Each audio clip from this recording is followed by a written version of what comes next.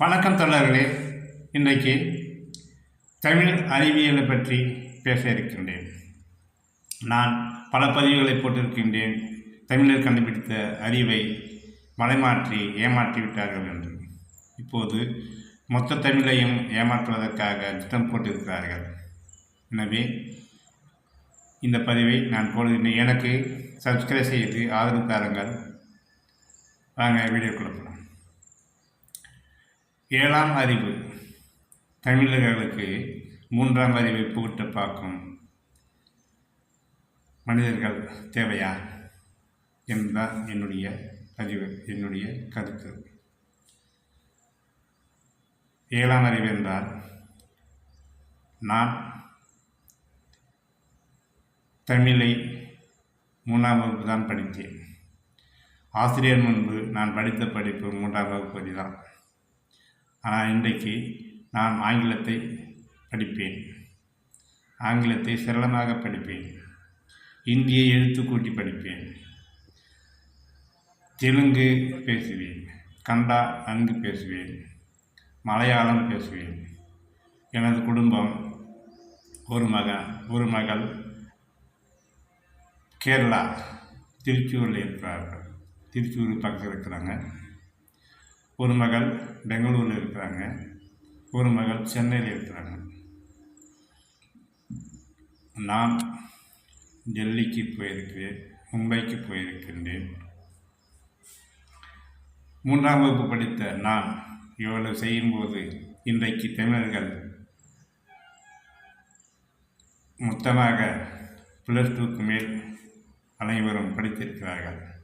அப்படிப்பட்ட தமிழருக்கு 3வது மொழி தேவையில்லை என்பதுதான் என்னுடைய கருத்து. 7ஆம் அறிவு தமிழருக்கு 3ஆம் அறிவு தேவைதானா என்பதுதான் என்னுடைய வேண்டுகோள். அது என்ன 7ஆம் அறிவு? நான் சென்று ஒரு வாரமாக பார்த்து வருகின்றேன். ஒரு தொலைக்காட்சியில் விவாதம் நடக்கிறது. அதிலே 3ஆம் மொழியை புகுத்தக்கூடியவர்கள் என்ன சொல்கிறார்கள் என்றால், இந்தியை புகுத்தவில்லை, 3ஆம் மொழி இந்தியாவில் எந்த மொழியாவது ஒரு மொழியை கற்றுக்கொள்ளுங்கள் என்று சொல்கிறார்கள். இந்தியாவில் எந்த மொழி அறிவியல் மொழி? எந்த மொழி அறிவியல் மொழி என்றால் அதில் என்னென்ன ஆராய்ச்சி செய்து நோபல் பரிசு வாங்கியிருக்கிறார்கள் அல்லது இந்தியாவில் அது நடைமுறையில் இருக்கிறதா என்பதை தெளிவுபடுத்த வேண்டும். இதுதான் 3வது மொழி என்று படியுங்கள் என்று திட்டவட்டமாக சொல்ல வேண்டும். பொதுவாக பேசக்கூடாது. பொதுமக்கள் பார்க்கும் பார்வையில் பொதுவாக சொல்ல நான் பேசுகிறேன் என்றால் என்னால் சொல்ல முடியும். தமிழருக்கு 6 அறிவு என்பது, பகுத்தறிவு என்பது சேர்த்து கொள்ளலாம். மனித அறிவு 6 அறிவு.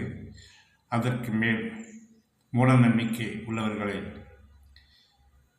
வெளிக்கொண்டது பகுத்தறிவு தான். அதனால் நான் 7ஆம் அறிவு பகுத்தறிவு கூட சொல்லலாம். 6 அறிவுதான மனிதனுக்கு, இவர் எப்படி 7வது அறிவு சொல்லலாம் அப்படின்னு. 7ஆம் அறிவு ஒரு திரைப்படத்தில் சொல்கிறார், பார்த்தோம். போதி தர்மர் என்பவர் சீனாவுக்கு போயிட்டு சீனாவிலே அவரை கடவுளாக ஏற்று வழிபடுகிறார்கள். அப்படிப்பட்ட தமிழர்கள் பல நாடுகளில் சென்று பல நாட்டு அறிவியலை உள்வாங்கி தமிழர்களையும் அவர்கள் மேம்படுத்தி வாழுகிறார்கள். அப்படிப்பட்ட தமிழரை கெடுப்பதற்கு 3ஆம் அறிவு வேண்டும் என்று 3ஆம் மொழி வேண்டும் என்று சொல்கிறார்கள். அந்த 3ஆம் மொழியும் அறுதியிட்டு சொல்ல மாட்டேன்றார்கள். ஏமாற்றுக்காரர்கள் போல் பேசுகிறார்கள்.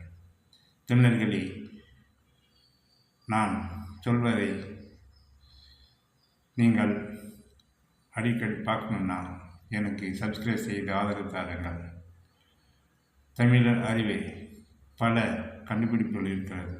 வான் சாஸ்திரம், நிலத்தை பற்றிய 5 விதமான நில பாகுபாடு, 6 சுவை, இப்படி பல்வேறு அறிவியலை கண்டுபிடித்த தமிழை அழித்து ஒழித்து நம்மை வீணாக்க பார்க்கிறார்கள். நான் ஒரு கதை சொல்கிறேன். கிராமங்களில் ஆடு நனைதேன்னு ஓனாயை அழுதுச்சாம் அப்படின்னு ஒரு சொல்வாங்க. படித்தவர்கள் சொல்வார்கள், அநீதி செய்கிறவர்களை பார்த்து முதலை கண்ணீர் வலிக்குதுன்னு. அதே மாதிரி தான் கிராமத்தில் வந்து ஆடு நனைதேன்னு ஓனாயை அழுதான் அன்று. அதுக்கு என்ன அர்த்தம் என்றால், மழை பெய்யும் போது ஓநாய்கள் எல்லாம் குகைக்குள் நின்று கொண்டிருக்கிறது. அப்போது ஒரு பெண் சிங்கம் அந்த வழியே நனைஞ்சுக்கிட்டு வருது. அது முகத்தை பார்த்தா ஆடு மாதிரி, முகத்தை பார்க்காம உடலை பார்த்தா ஆடு மாதிரி தான் தெரியும். பெண் சிங்கத்துக்கு பிடரியில் கூந்தல் இருக்காது, ஆண் சிங்கத்துக்கு பிடரியில் கூந்தல் இருக்கும். ஆனால் வந்ததோ பெண் சிங்கம் வந்த மலையில் நனைந்து கொண்டு வரும்போது ஓநாய்களெல்லாம் பார்த்து, அதோட ஆடு வந்தால் நல்லா நாம் அது நல்ல உணவை எடுத்துக்கலாம் என்று அழுதுதான். நாம் அழுதா ஆடு உள்ளே வந்துடணும் அப்படின்ட்டு. அதுபோல் இன்றைக்கு 3ஆம் மொழியை புகுத்த பார்க்குறவங்க அழுகிறாங்க. அறிவில்லாத தமிழா, நாங்கள் அறிவை பூட்டுக்கிறோம், 3ஆம் மொழியை ஏற்றுக்கொள் என்று அழுகிறார்கள். ஆனால் அது ஆடு அல்ல, சிங்கம் என்று அதன் முகத்தை காட்டியதும் மிரண்டு பார்த்திருக்கிறது. அப்படிதான் 7ஆம் அறிவு பகுத்தறிவை கொண்டு சகோதரி மதுவதனி கேட்கும் கேள்விகளுக்கு பதில் சொல்ல தயங்குகிறார்கள். அறிவுமதி அக்கா அவர்கள் கேட்கும் கேள்விகளுக்கு பதில் சொல்ல தெரிவதில்லை. அப்படிப்பட்ட தெரியாதவர்கள் கூட்டம் வந்து தெரியும் தமிழர்களை ஏமாற்ற நினைப்பதை நாம் புரிந்து கொண்டு இனியும் 3ஆம் மொழியை பற்றி நமக்கு தேவையில்லை என்று அர்த்தம் திருத்தமாக சொல்லி அதை நாம் ஒத்துக்கொள்ளக்கூடாது என்று சொல்லுகிறேன். நான் பல அறிவியல் பற்றி சொல்லி வருகின்றேன். தமிழர் கண்டுபிடிக்காத வாழ்வியல் உலகத்தில் அமெரிக்கர்கள் ஊசி கண்டுபிடித்தார்கள். ஊசியில் ஏற்றும் ரசாயன மருந்தெல்லாம் கண்டுபிடிச்சாங்க. ஆனால் தமிழர்கள் மூலிகையிலே உடல் நலத்தை காக்கும் மருத்துவத்தை கண்டுபிடித்திருக்கிறார்கள். ஆங்கில மருத்துவத்துக்கு இணையாக தமிழ் மருத்துவம் இருக்கிறது. அதனால் தமிழன் எந்த விதத்திலும் நாம் சோடை போகக்கூடாது என்பதை திட்டவட்டமாக சொல்லி இதன் மூலம் தெளிவுபடுத்துகிறேன். பார்த்தமைக்கு நன்றி, வணக்கம்.